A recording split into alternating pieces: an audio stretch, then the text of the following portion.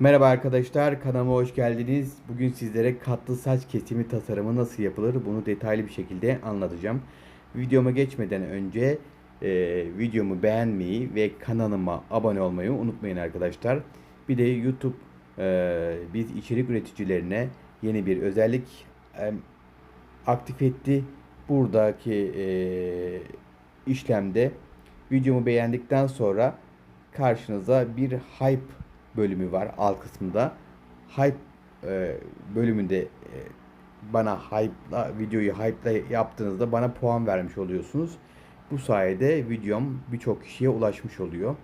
Sizler de kanalıma destek olmak için videomu beğenmeyi ve kanalıma abone olmayı unutmayın. Videomu da paylaşırsanız çok memnun olurum. Burada ilk önce temel ayrımları oluşturuyorum arkadaşlar. İlk temel ayrımımız saçın iki kaşın ortasından ense kısmına kadar ayırmış olduğumuz profil ayrımı. Profil ayrımı oluşturduktan sonra daha sonraki ikinci ayrım taç ayrımı. Taç ayrımı da tepe noktasından kulak hizasındaki bölümü ayırdığımız bir kulaktan diğer kulağa devam eden hat çizgisine taç ayrımı diyoruz. Taç ayrımı oluşturduktan sonra da arka kısımda yani yine profil ayrımının devamısını saçı ikiye bölüp yani saçı dört ana bölüme bölmüş oluyoruz. Ve bölümü yaptıktan sonra saçın boyunu keseceğiz arkadaşlar. Yine orta kısmından bir hat ayırdım ve saçın boyunu kendi müşterimizle anlaştığımız boyda kesiyorum. Burada keskinat kesim tekniği uyguladım arkadaşlar. Düz makas darbesi. Orta kısmından bir kılavuz belirledim kendime küçük ve ondan sonraki akabinde sağ tarafta o kılavuza uygun ve sol tarafta o kılavuza uygun aynı şekilde düz bir hat şeklinde keskinat kesim tekniğine düz bir kesim yaptım. İlk kademimizi belirledik. Yani ilk kademi saçın boyu. Bu da bizim kılavuzumuz olacak. Bu kılavuzun devamında ikinci kademeyi kesiyorum. Şimdi bu ikinci kademeyi de bir önceki kesmiş olduğumuz saç boyuyla eşitleyeceğim. Yine aynı şekilde saçın orta kısmından yine bir dikey ayrım oluşturuyorum. Gördüğünüz gibi ilk önce saçı kendi doğal tarama yönünde tarıyorum. Arka kısmında müşterimizin başını hafif öne doğru eğiyorum ve orta kısmında dikey bir ayrım oluşturuyorum. Oluşturduğum ayrımı aşağı doğru net bir şekilde tarıyorum. Taradıktan sonra tarakla alt taraftan bakıyorum. Bir önce kesmiş olduğum saç noktasına geliyorum. Aynı şekilde kesim işlemime devam ediyorum. Burada keskin hat kesim tekniği yani düz makas darbesiyle düzgün bir hat oluşturuyorum. İkinci kademeyi de orta kısmında kesmiş olduğum saç noktasını görüyorum. O bizim kılavuzumuz oluyor. Her zaman kılavuzumuza göre devam edersek hiçbir şekilde hata yapmadan devam etmiş oluruz ve ne çok kısa ne çok uzun yapmayız. Düz bir şekilde kesmiş oluruz. Bunda katlandırmada da aynı şekilde, düz kesimde de aynı şekilde her zaman kılavuzumuza uygun bir şekilde devam ediyoruz. Şimdi gördüğünüz gibi taç ayrımının devamında kulak hizasından bir sonraki kulak hizasındaki arkası kısmı arkaya tarayarak saçı arka kısmına kesiyorum. Bu arka kısmındaki düz hat çizgisini oluşturarak yani arka kısmına dümdüz bir kesim uyguluyorum. İlk önce temelini ayırırken saçta ister V şeklinde ister düz bir şekilde kesebilirsiniz. Ben burada arka kısmından yani saçın genel anlamında düz bir kesim uyguluyorum. Yanları da düz, arkası da düz. O yüzden saçı 4 ana bölüme ayırdım. 2 ana bölüm arka kısmında.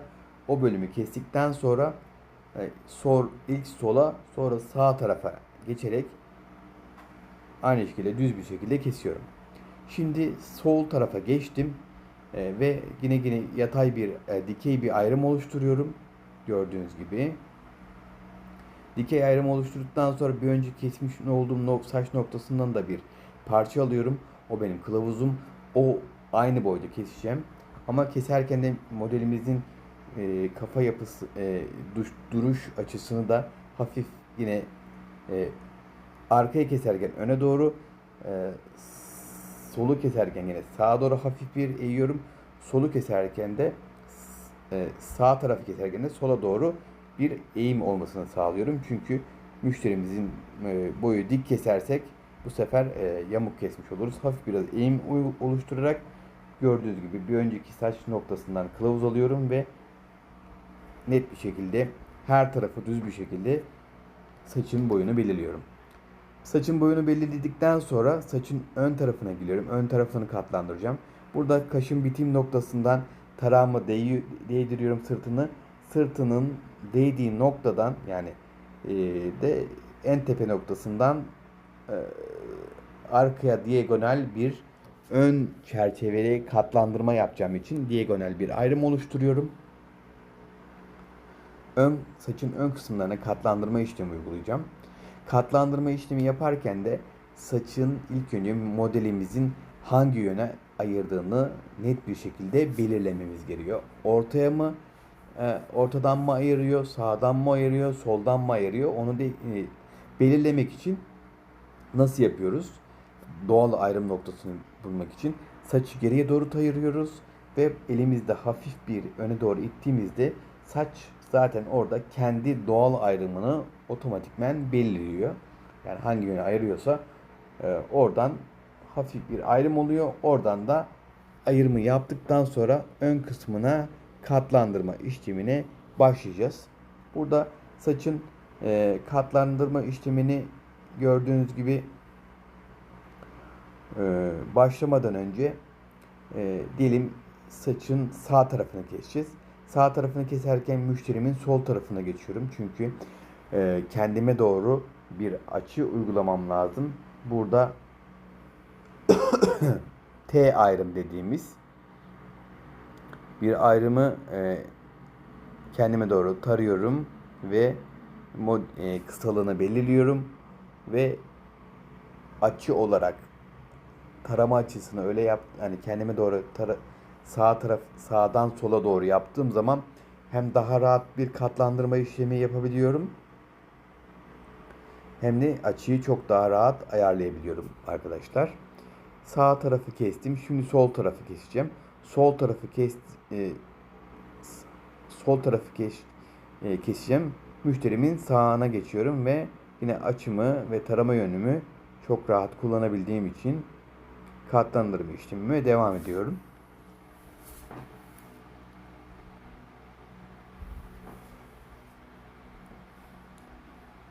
Buradan sizlere ricam videomu beğenmeyi ve kanalıma abone olmayı unutmayın. Mobil uygulamadan izliyorsanız videomu beğendikten sonra alt kısmında bu videoyu hype yap diye bir bölüm çıkıyor. O bölümle de hype yaparsanız videomda birçok kişiye ulaşmış oluyor. Sizler de sosyal medya adreslerinizde videomu paylaşabilirsiniz. Sizler de saç kesimi yaptırmak isterseniz yine videomun açıklama kısmında sosyal medya adreslerim olacak. Oradan ulaşarak salonuma gelerek benden saç kesim hizmeti alabilirsiniz. Yine katlandırma işlemime devam ediyorum burada.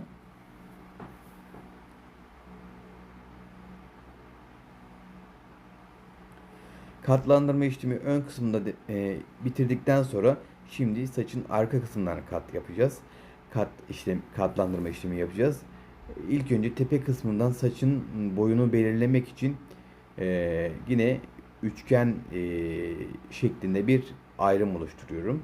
Çünkü ön taraftan arkaya diagonal ayrım oluşturduğumuz için ön tepe noktasından da bir ayrım oluşturunca üst tarafın üçgen şeklinde bir ayrım oluşturmuş oluyoruz. Bu tepe noktasını keserken yukarı doğru yukarı doğru 90 derecelik bir açıyla keseceğiz. Saçın boyunu belirlemek için hem sağ taraftan hem sol taraftan bir önceki kesmiş olduğumuz saç noktasından birer tutam alıyorum. Onlar benim kılavuzum olacak. Saçın boyunu oradan belirlemiş olacağım. Tarıyorum ve saç boyunu görüyorum. Gördükten sonra yukarı doğru 90 derecelik bir açıyla tarıyorum ve saçı nokta kesim tekniğiyle yani point kesim tekniğiyle kesiyorum. Bu bizim üst taraftaki saç boyumuzu belirlemiş olduk ve arka taraftan saçın etrafından dolanarak, yani saçı kafa yapısını dilim dilim ayırarak, yani dikey dilim ayrım yaparak yukarı doğru tarayacağım. Şimdi 90 derecelik açılarla e, point kesim tekniğiyle, yani nokta kesim tekniğiyle katlandırma işlemi yapıyorum. Her dilimde üst taraftaki kesmiş olduğum saç noktasından bir kılavuz olarak o kılavuzun boyunda, yani o boydaki üst tepe noktasındaki saç boyuyla eşitleyerek katlandırma işlemine devam ediyorum. Gördüğünüz gibi dikey ayrımlar oluşturuyorum. Yani bir portakal gibi düşünün. Saçı, yani kafa yapısını bir portakal dilimlermiş gibi dilim dilim ayırarak 90 derecelik yukarı doğru tarayarak saçın çıkış yönüne doğru 90 derecelik bir açıyla kesiyorum.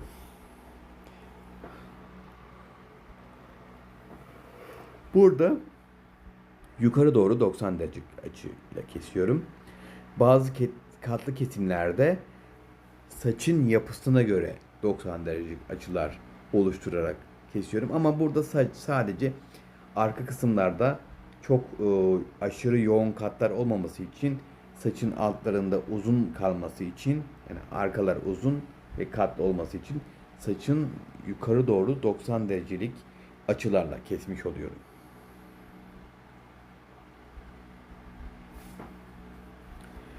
Dilim dilim ayırarak yukarı doğru saçı tarıyorum. Bir önceki kesmiş olduğum saç noktasından kılavuzumu görüyorum ve nokta kesim tekniğiyle, yani point kesim tekniğiyle kesim işlemimi yapıyorum ve katlı bir saç kesimi meydana getiriyoruz.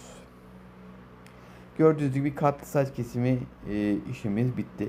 Burada saçın yoğunluğuna göre, kalınlığına göre saçın uç kısımları da inceltilebilir. Ben burada saçın, modelimizin ince telli olduğu için inceltme işlemi yapmadım. Gördüğünüz gibi katlı bir saç kesimi ortaya çıkardık. Sizler de saç kesimi yaptırmak isterseniz sosyal medya adresinden bana ulaşarak salonuma gelerek saç kesimi yaptırabilirsiniz. Randevu ile çalışmaktayım. Randevu alırsanız çok memnun olurum. Görüşmek dileğiyle. Kendinize çok iyi bakın. İyi günler diliyorum.